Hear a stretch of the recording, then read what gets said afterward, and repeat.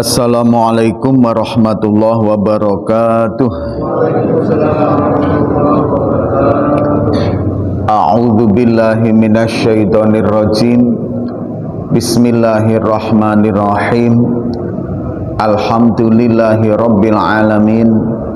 Nahmaduhu wa nasta'inuhu wa nastaghfiruh. Wa na'udzu billahi min syururi anfusina wa min sayyiati a'malina. May yahdihillahu fala mudhillalah wa may yudlil fala hadiyalah. Asyhadu an la ilaha illallah wahdahu la syarikalah wa asyhadu anna sayyidana Muhammadan abduhu wa rasuluh. Allahumma sholli wa sallim ala sayyidina Muhammad wa ala alihi wa ashabihi wa man tabi'ahu bi ihsanihi ila yaumil qiyamah, amma ba'd. Hadirin yang dirahmati oleh Allah, yang saya hormati Ketua Pengurus beserta dengan kepengurusan DKM Masjid Zulfirdaus, yang kami hormati Ketua beserta dengan kepengurusan PKMT Masjid Zulfirdaus, dan yang kami hormati bapak-bapak, ibu semua yang alhamdulillah istiqomah hadir dalam majelis taklim setiap hari Ahad di Masjid Zulfirdaus. Hadirin yang dirahmati oleh Allah, marilah kita bersama-sama selalu bersyukur kepada Allah atas segala nikmat, rahmat, hidayah yang Allah berikan kepada kita. Atas nikmat-nikmat tersebut, mari kita memuji kepada Allah dengan mengucapkan Alhamdulillahirabbil alamin. Salam dan salawat mari kita haturkan kepada junjungan kita Nabi Agung Muhammad sallallahu alaihi wasallam. Allahumma sholli ala sayyidina Muhammad wa ala ali sayyidina Muhammad. Bapak Ibu yang dirahmati oleh Allah, baru saja kita mendengar fatwa dari Majelis Ulama Indonesia bahwa produk-produk yang mendukung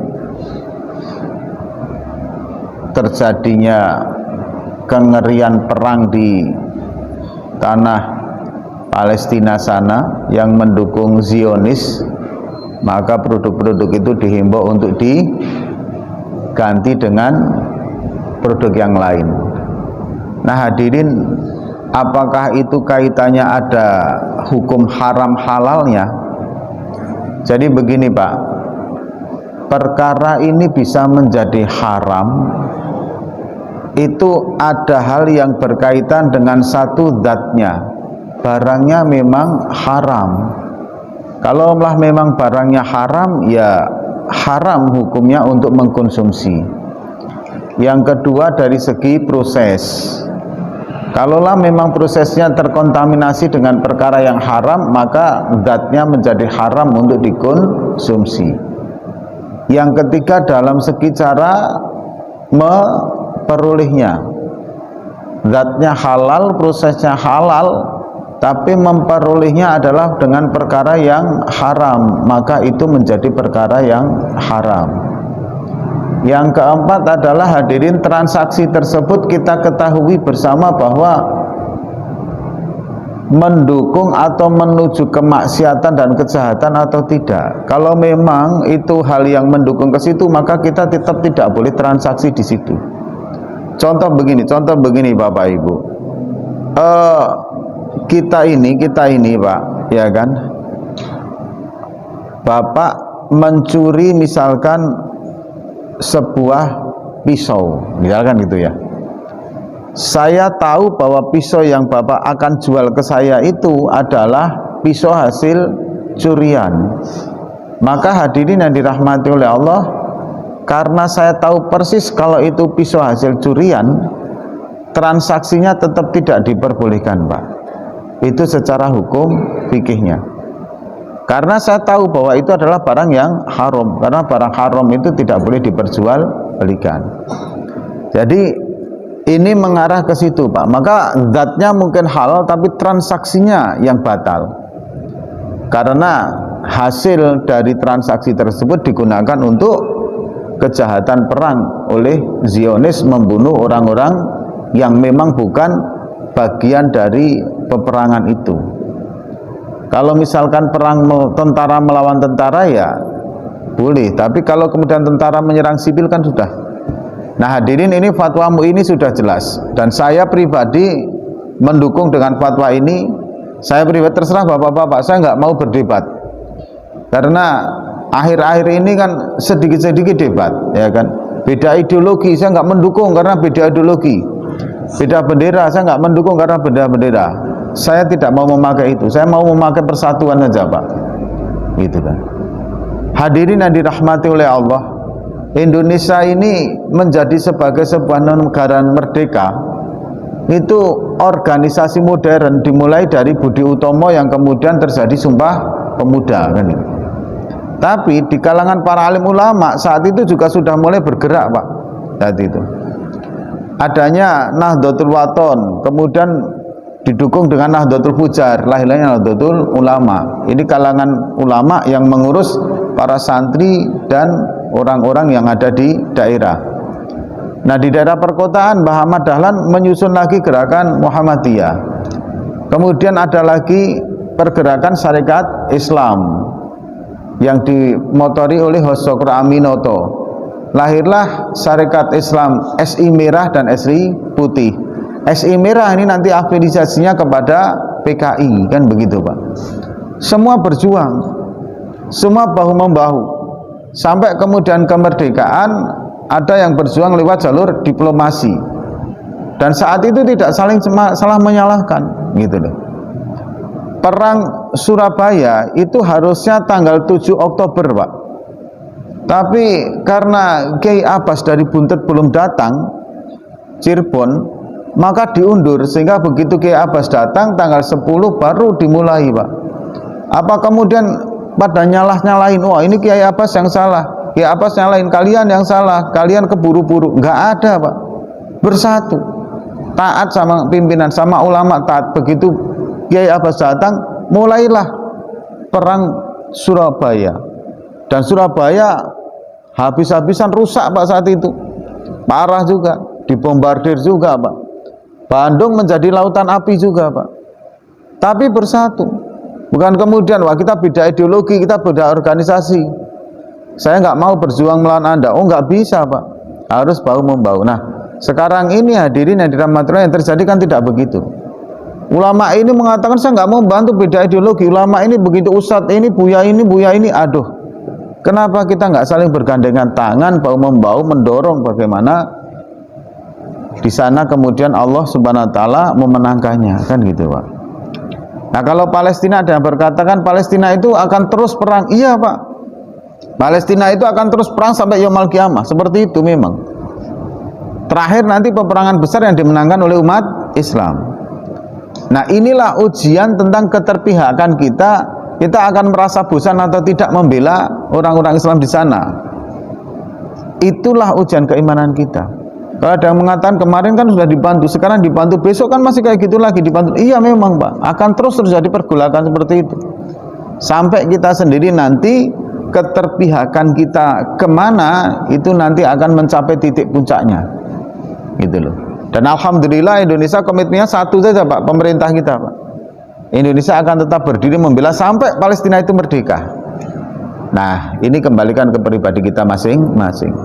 Fatwa MUI yang berkaitan dengan produk-produk Zionis ini saya taati dan saya ikut di situ, Pak, insya Allah. Dan mulai saat ini saya pribadi loh, bapak-bapak silahkan kalau mau mengikutinya. Nah, saya tadi malam jabrian dengan pengelola owner Alpek. Di Alpek itu memang yang sudah diwakilkan ini mulai ditarik dari rak-raknya pajangannya.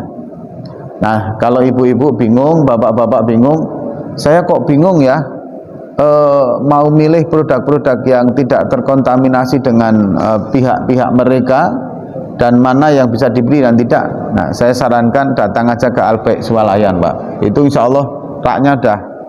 Memang agak sedikit, Pak, barang-barang itu agak sedikit, karena mau tidak mau harus diakui bahwa kita memang masih kebutuhannya di sana. Silahkan nanti bapak-bapak, ibu-ibu kalau mau belanja yang aman lah ya, insya Allah, yang tidak perlu khawatir lagi.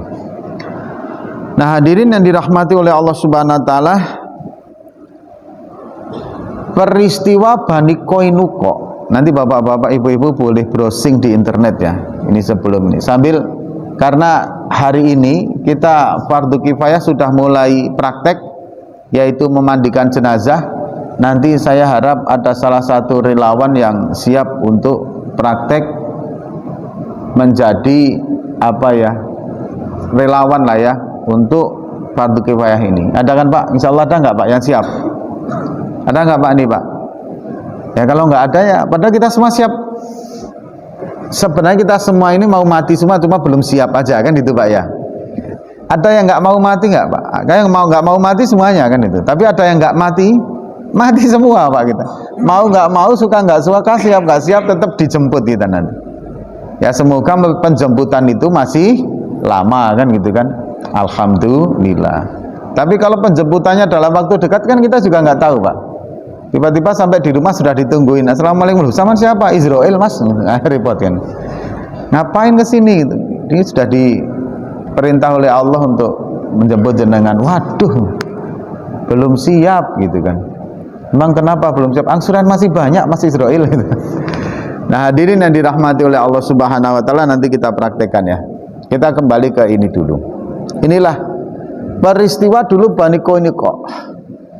Jadi di Madinah itu Pak, itu tidak semuanya Islam Pak. Ini nanti perhatikan, ada di pihak mana saja, dan golongan itu akan tetap ada. Ada pihak Yahudi, ada Abdullah bin Ubay bin Salul, tokohnya orang-orang munafik Pak. Kemudian ada pihak kaum muslimin gitu. Nah Abdullah bin Ubay bin Salul itu ya Rasulullah tahu Pak kalau itu memang munafik gitu Pak.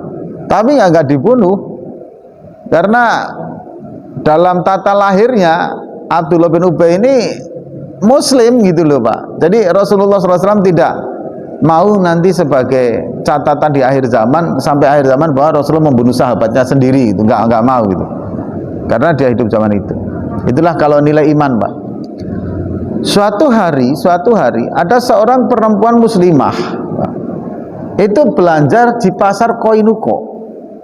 Nah pasar Qainuqa itu di Madinah nih Pak, itu memang Yahudi semua gitu loh Pak, Yahudi. Nah memang mentalnya kayak gitu. Nah hadirin, itu hidup berdampingan. Penguasa Madinah satu ya Rasulullah SAW, hidup berdampingan kaum muslimin dengan mereka, itu berdampingan. Nanti peristiwa pengkhianatan mereka juga banyak Pak gitu loh. Suatu hari ada seorang perempuan muslimah belanja di pasar Qainuqa. Nah itu karena memakai hijab, ini awal-awal perintah memakai hijab ya. Mereka ini ada seseorang yang pengen melihat wajahnya muslimah tadi, gitu loh Pak. Ya kan kalau orang Arab ini kan begitu ditutupin pakai cadar ini kan nampak semakin cantiknya kan Pak ya. Makin anggun, semakin cantik ibu-ibu ya kan. Karena memang apa rasnya memang seperti itu kan gitu kan. Kemudian hadirin, setelah itu ada yang iseng narik ngikat jilbabnya itu dalam sebuah tiang gitu loh Pak. Dan muslimah ini nggak tahu. Begitu dia berjalan, ini kan nyangkut gitu kan. Akhirnya terbuka auratnya. Nah, kemudian orang-orang pada melihat, nyurakin orang Yahudi. Nangis muslimah ini, lapor kepada seorang kaum muslimin. Gitu loh. Pemuda muslim itu Pak, ini nggak kaleng-kaleng Pak saat itu. Engkau diapain? Ini ke peristiwa kayak gini. Ayo kita ke sana. Langsung dicari orangnya Pak yang ikat tadi. Ketemu, kelahi di situ Pak. Kalah ini Pak yang yang nyangkutin Yahudinya, yang nyangkutin jilbabnya, dibunuh mati Pak. Gitu loh. Nah orang Yahudi nggak terima Pak. Dikeroyok muslim itu Pak, mati juga Pak gitu kan. Itu nggak kaleng-kaleng, berani, nggak berani ya jangan sok berani kan itu. Istilahnya kalau orang Jawa kan begitu. Nek wani-wani, nek wedi rasa kewanen kan itu Pak. Kalau berani ya berani, kalau penakut nggak usah sok berani gitu loh. Nah ini pemuda muslim ini berani itu Pak. Langsung ke pasar Koinuko, di komunitasnya orang Yahudi sendirian gitu Pak, dicari orangnya Pak, kelahi di situ, dibunuh orang itu Pak Yahudinya. Orang Yahudi yang lain nggak terima, gitu loh, dibunuh akhirnya itu. Begitu mendengar peristiwa itu ada yang lapor ke Rasulullah. Rasulullah langsung menyiapkan semuanya orang kaum muslimin. Datang Abdullah bin Saul, wah ngomong nggak karuan. Sudahlah ya Rasul, kita ini hidup damai saja. Orang Yahudi itu punya persenjataan lengkap, kuat. Percuma juga kita perang sama sana. Biasa kan, yang model kayak gini ini kan ada. Sampai saat ini model-model kayak gini ini akan ada terus gitu loh. Sampai yaumul qiyamah. Kalau kita nanti perang, nanti kita habis-habisan hancur malahan Madinah ini. Sudahlah, kita saling maaf-memaafkan, damai itu indah kan, itu kan Pak ya gitu. Macam-macam lah gitu. Akhirnya Rasulullah mengabaikan omongan Abdullah bin Salul ini. Tapi sebagai juru damai istilahnya ya kan, perannya itu Abdullah bin Salul tetap ngomporin juga umat Islam, ngapain pula kita perang, enak-enak kayak gini kok perang gitu kan. Ya sudahlah, selesaikan itu dengan perundingan. Tidak Pak, akhirnya Bani Qainuqa dikepung Pak, dan peperangannya nggak 1 hari 2 hari 2 tahun Pak, itu dikepung itu. Akhirnya Bani Qainuqa kemudian menyerah.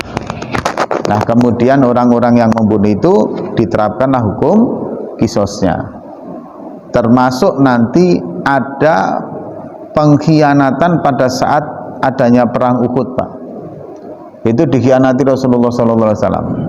Yang tadinya orang Yahudi itu mau mendukung, begitu orang Islam sudah menyatakan perang ternyata orang Yahudi enggak mendukungnya. Akhirnya mereka kemudian dikembalikan kepada hukum Yahudi itu sendiri yang ada di dalam kitab Taurat, yaitu pengkhianatan seperti itu harus dibunuh. Ada 600 orang Pak Sadid. Nah ini hadir. Nah saat ini di Palestina ini nggak cuma jilbab Pak yang ditarik, kepala Pak hilang Pak, anak hilang kepala, ibu hilang kepala. Nah sekarang inilah hadirin yang dirahmati Allah, kepedulian kita tentang sesama orang Islam. Nah, makanya apapun yang kita bisa sumbang doa, kita sumbang aksi boikot ya kita boikot, ikut arahan para alim ulama. Kemudian kita bisa membantu dengan materi ya kita bantu dengan materi. Ini semoga nanti menjadi hal yang baik di hadapan Allah ketika mereka kemudian menanyakan di mana posisi kita. Semoga kita masih dikumpulkan lagi oleh Allah SWT. Amin, amin ya rabbal alamin. Kita tutup dengan doa kifaratul majlis. Subhanakallahumma wa bihamdika asyhadu an la ilaha illa anta astaghfiruka wa atubu ilaik. Assalamualaikum warahmatullahi wabarakatuh.